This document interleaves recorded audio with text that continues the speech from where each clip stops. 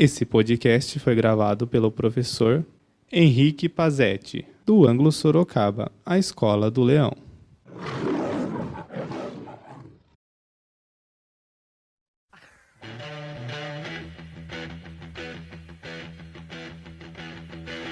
E aí galera, do 7º ano, aqui é o professor Henrique Pazetti, Geografia, Estão bem? Como nós já estamos trabalhando desde o início do ano, o tema primordial da nossa apostila número 1 é a economia rural. Já passamos pelo extrativismo vegetal, pela silvicultura, passamos pela pecuária de todas as suas maneiras, e agora já faz algum tempo, desde que nós estamos nesse período, que nós estamos trabalhando com a agricultura, tudo bem? Como eu disse para vocês, a agricultura ela revolucionou a história da humanidade pelo simples fato de que permitiu que os homens passassem a ficar estáticos em um lugar, algo denominado de sedentarismo, tudo bem? Sedentarismo não é só você que fica em casa jogando videogame, comendo pipoca. Sedentarismo, do ponto de vista científico, antropológico, é a estabilidade de uma sociedade em um determinado lugar. Antes, os povos eram nômades pelo fato de que necessitavam percorrer espaços a fim de que conseguissem os seus alimentos. Aí veio a domesticação dos animais e aí veio a agricultura, ali no Vale do Rio Nilo, Vale do Rio Tigre e Eufrates, na região denominada de Crescente Fértil. Tudo bem? A agricultura mudou, obviamente, desse período até os dias atuais. Desde que a Revolução Verde foi inserida no modo de produção, houve uma transformação muito significativa no modo de se plantar e no modo da sociedade se relacionar com a produção agrícola. Isso porque a Revolução Verde é a denominação dada ao conjunto de técnicas e tecnologias inseridas no campo a fim de aumento de produtividade. Isso realmente existiu? Sim, de certa maneira, não há como negar que houve um grande aumento na produtividade por meio da inserção de algumas tecnologias, como fertilizantes, como até as sementes alteradas geneticamente, que é um assunto polêmico, e aos maquinários, tratores, colheitadeiras, dentre outras. Tudo bem? Agora, como que isso se insere na agricultura brasileira? Será que o Brasil é um país onde a agricultura ela é de subsistência, ela é dos pequenos produtores, ela é sem nenhum tipo de tecnologia? Ou ainda, será que a tecnologia do Brasil ela é feita de maneira moderna, tecnológica? O que vocês acham? A resposta não é única. Isso porque, devido ao tamanho, à extensão territorial do Brasil, o nosso país possui as duas formas de agricultura. Sendo assim, nós podemos afirmar que o Brasil não apresenta uma maneira homogênea de se produzir o campo. Nós temos produções extensivas, longas terras utilizadas para o plantio e temos aquelas pequenas propriedades também. Temos a agricultura considerada moderna, o agronegócio, aquela produção que muitas vezes é voltada para o mercado internacional, e aqui eu trago um exemplo da soja. Afinal de contas, vastas extensões do território brasileiro são utilizados para o plantio da soja.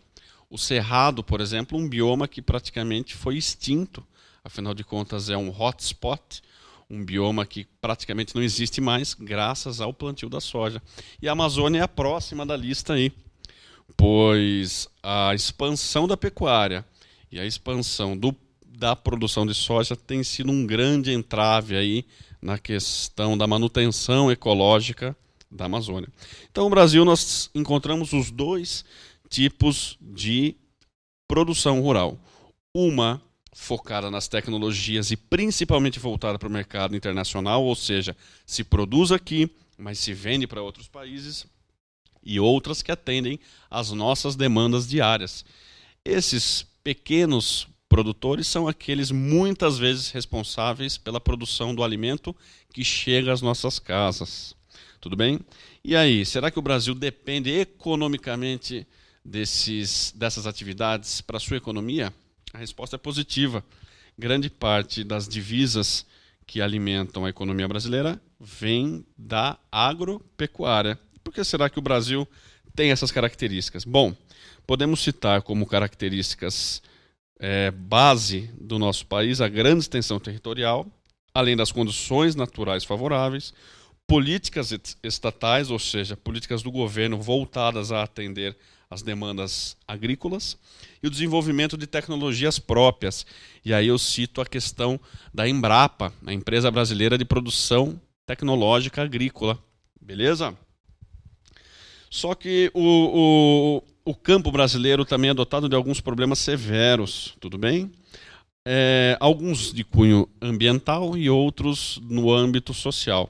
No âmbito ambiental, nós temos o uso inadequado do solo, como nós já vimos, o uso inadequado do solo, o uso das queimadas ou o plantio de uma monocultura de apenas um produto tende a diminuir a produtividade desse solo, tudo bem? E outro problema aí de cunho social é a estrutura fundiária concentrada, ou seja, no Brasil, a concentração de terras existe nas mãos de poucos. Isso é um problema desde os períodos coloniais. Ou seja, tem muita gente querendo plantar e pouca gente dominando a maior parte das terras no Brasil. E isso é um problema. Tudo bem?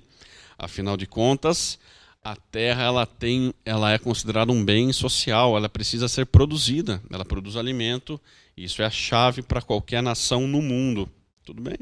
E nesse contexto surgem alguns movimentos sociais que lutam pela reivindicação de terras devolutas, ou seja, terras improdutivas. E um importante movimento é o movimento do Sem Terra, que em sua origem, em sua essência, luta pela divisão das terras que não são produzidas. É a famosa reforma agrária, ou seja, a divisão das terras que não são produzidas pelo montante de trabalhadores rurais que desejam produzir. Tudo bem? E a modernidade vem trazendo uma integração grande entre a produção rural e a cidade. Antigamente o campo era algo afastado dos grandes centros urbanos e hoje é algo bem intrínseco. Isso porque muitos serviços das cidades vêm atendendo o campo. Se o campo se modernizou, ele não pode ficar isolado em si mesmo. É necessário atividades de técnicos, por exemplo, como agrônomos, tudo bem? Além de empréstimos bancários, etc. Então, nós percebemos uma inter-relação entre o campo e a cidade, nos seus serviços, tudo bem? E mais, para o produto chegar ao mercado, como nós conhecemos hoje, embalado, por exemplo, enlatado, ele sai do campo, vai para a indústria que administra, que transforma esse material em um produto para ser vendido, um bem de consumo, tudo bem? Então há um diálogo muito grande entre campo e cidade que vem se acentuando no Brasil e no mundo há algum tempo, tudo bem? Dentre os produtos agrícolas que mais se destacam no Brasil, podemos citar a soja, como eu já mencionei, o milho, a cana-de-açúcar, o feijão, o arroz, o trigo, café, a mandioca, a laranja e a banana, tudo bem? Essas produções tendem a atender o mercado interno, mas algumas delas tendem a sair do país. E essa é uma discussão importante também. Quais as produções que são feitas destinadas ao público nacional e quais são aquelas que atendem outros públicos? A soja, por exemplo, tem como grande foco de consumo a China, visto que essa população, sim, tem uma grande demanda nesse produto, ao contrário dos brasileiros. Tudo bem? Fico por aqui. Um grande abraço para vocês e bola para frente. Um abração, até mais.